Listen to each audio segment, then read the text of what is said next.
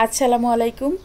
গৃহসুখনের আরও একটি নতুন পর্বে আপনাদের সকলকে স্বাগত জানাচ্ছি। আমি আফরোজা চলে আসলাম আরও একটি রেসিপি নিয়ে। আমার আজকের রেসিপি বিয়েবাড়ির বাবুর্চিদের হাতের ঝরঝরা শাহি জর্দা ভাতের রেসিপি নিয়ে।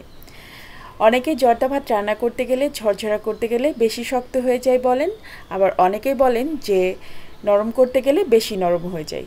তো আজকে আমি একদম পারফেক্ট রেশিও বলে দেব সব কিছুর, যে আমি কোনটা কতটুকু পরিমাণ ইউজ করেছি এবং কিভাবে এই জর্দা ভাতটা এতটা সুন্দর হয় সব কিছুই আপনাদেরকে আজকে বলে দিব। তো চলুন রেসিপিটা শুরু করি। আমি আজকে জর্দা ভাত রান্না করছি চিনি গুঁড়া চাল দিয়ে। আমি মেজারমেন্ট কাপের 1 কাপ পরিমাণ চিনি গুঁড়া চাল নিয়েছি, আর এখানে কড়াইতে পানি দিয়েছি বেশ খানিকটা, আর তাতে দিয়ে দিলাম অরেঞ্জ ফুড কালার, আর দিয়ে দিলাম একটু ইয়েলো ফুড কালার। এখানে আমি জেলি কালারটা দিয়েছি ফোস্টার ক্লার্কসের। এখন এর মধ্যে দিয়ে দিলাম সামান্য একটু লবণ, আর পোলার চালটা আগে থেকে ধুয়ে রেখেছিলাম সেগুলো এখন এর মধ্যে দিয়ে দিব। তো আমি এখানে মালটার খোসাটাও দিয়ে দিলাম। এখন পানিটা ফুটে উঠেছে। মালটার খোসাটা দেওয়ার কারণ হচ্ছে খুব সুন্দর একটা অরেঞ্জের ফ্লেভার আসে। এখন এর মধ্যে দিয়ে দিচ্ছি আগে থেকে ধুয়ে রাখা চালগুলা। আমি এখানে মেজারমেন্ট কাপের 1 কাপ পরিমাণ চিনি গুঁড়া চাল ইউজ করেছি। এখন এই চালটাকে আমি 70% সিদ্ধ করে নিব। ভুলেও কিন্তু পুরাপুরি সিদ্ধ করবেন না, অবশ্যই 70% সিদ্ধ করবেন। তো কিভাবে বুঝবেন যে চালটা সিদ্ধ হয়েছে? হাতে নিয়ে একটু পরপর চেক করে দেখবেন। এটা সিদ্ধ হতে খুব বেশি হলেও 3 থেকে 4 মিনিট লাগবে, এর বেশি লাগবে না, যেহেতু এটা পোলাও চাল। যখন একটা চাল হাতে নিয়ে দেখবেন যে একটু নরম নরম আবার ভিতরে একটু শক্ত শক্ত, তখনই বুঝবেন যে 70% সিদ্ধ হয়ে গিয়েছে। এখন চুলা একটা কড়াই বসিয়ে দিয়েছি, আর তাতে দিয়ে দিচ্ছি 2 টেবিল চামচ গাওয়া ঘি। এখানে আপনারা যদি গাওয়া ঘি না দেন তাহলে অবশ্যই বাটার দিবেন, কিন্তু কোনোভাবেই তেল দিবেন না। এই ঘিটার কারণে কিন্তু শাহি একটা ফ্লেভার আসে। এখন দিয়ে দিচ্ছি গোটা গরম মশলা। এখানে 5-6টা এলাচের ফল মুখ ফাটিয়ে দিয়েছি, কিছুটা কিশমিশ আর কাজু আর কাঠবাদাম দিয়েছি, আর দিয়েছি 2-3টা তেজপাতা। এখন হালকা একটু এই ঘিয়ের মধ্যে টেলে নিচ্ছি। খুব সুন্দর একটা অ্যারোমা আসছে, এটাই একটা শাহি অ্যারোমা অ্যাড করে। তাই এখানে ভুলেও তেল দেওয়া যাবে না। মেজারমেন্ট কাপের 1/2 কাপ পরিমাণ মালটার রস দিয়ে দিয়েছি, আর মেজারমেন্ট কাপের 1/2 কাপ পরিমাণ পানি দিয়ে দিলাম। এখন দিয়ে দিব একটুখানি ফুড কালার। এখানে আমি জেলি ফুড কালারটা ইউজ করেছি, অরেঞ্জ ফোস্টার ক্লার্কসের যে ফুড কালারটা আছে ওটাই।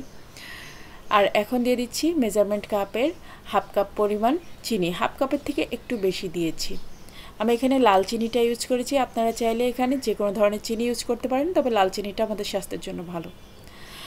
আর হালকা একটু লবণ দিয়ে দিব এখানে। এখন আগে থেকে যেই 70% সিদ্ধ করা ভাতগুলো আমি রেখেছিলাম সেগুলোকে দিয়ে দিলাম। এখন এটাকে আর 5-7 মিনিট রান্না করলে কিন্তু খুব সুন্দর জর্দা ভাত হয়ে যাবে। একটু নেড়ে চেড়ে সব কিছু মিশিয়ে নিচ্ছি। এত সুন্দর একটা অ্যারোমা আসছে যে বলে বোঝাতে পারবো না। এটা খুব টেস্টি হয়, খুব টেস্টি হয়, আর একেবারে ঝরঝরা হয়, আবার নরমও হয়। বেশ 2-3 মিনিট পরে দেখেন সুন্দর মতো ফুটে উঠেছে। এখন আমি এটাকে ঢাকনা দিয়ে ঢেকে 5-6 মিনিটের জন্য রেখে দিব। একেবারে লো ফ্লেমে, চুলার একেবারে লো হিটে রেখে দিতে হবে। 5-6 মিনিট পরে আপনাদেরকে ঢাকনা খুলে দেখাচ্ছি। দেখেন খুব সুন্দর মতো পানিটা কমে এসেছে, আর এই ভাতগুলোও কিন্তু খুব সুন্দর মতো সিদ্ধ হয়ে গিয়েছে, আর কালারটাও কত সুন্দর এসেছে দেখেন। আর এত সুন্দর একটা অ্যারোমা আসছে যে আমি আসলে বলে বোঝাতে পারছি না। এখন এটাকে আমি ঢাকনা দিয়ে আরও 5 মিনিটের জন্য রেখে দেব চুলার একেবারে লো হিটে। একদম লো হিটে এটাকে ঢাকনা দিয়ে ঢেকে রেখে দিতে হবে। তো তার আগে আমি আরও কিছুটা কিশমিশ দিয়ে দিলাম, আবারও একটু মিশিয়ে নিচ্ছি।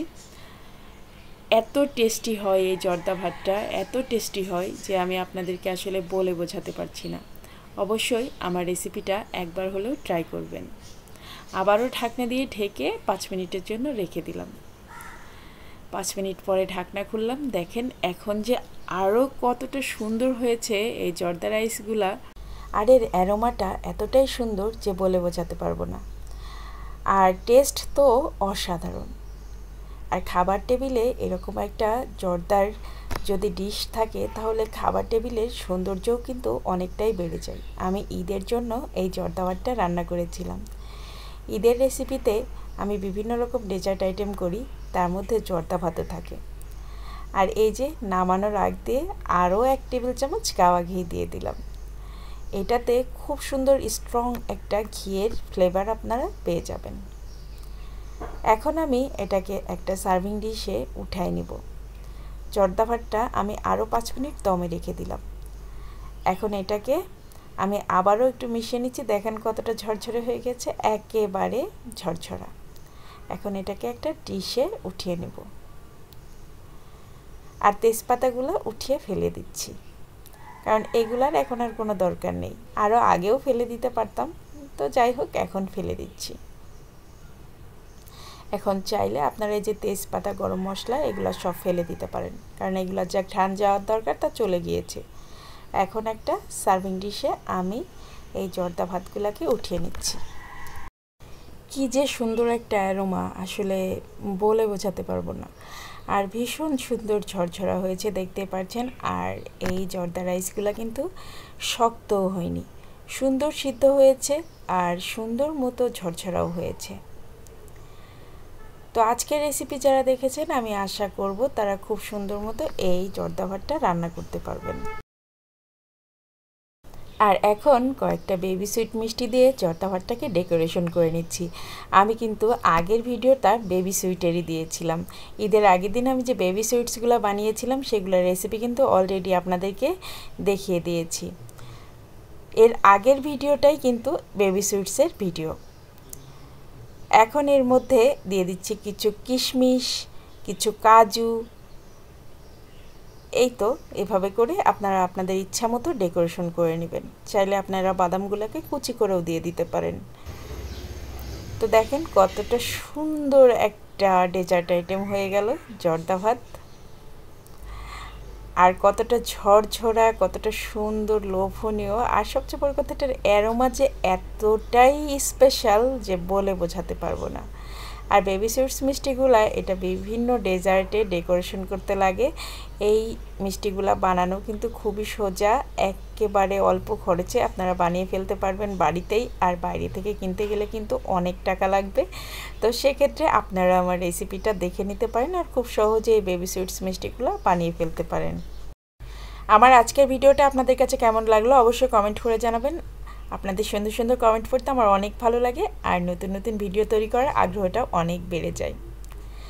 আর আমি আশা করছি আমার আজকের রেসিপিটা নতুন রাঁধুনি আপুদের অনেক অনেক বেশি কাজে লাগবে।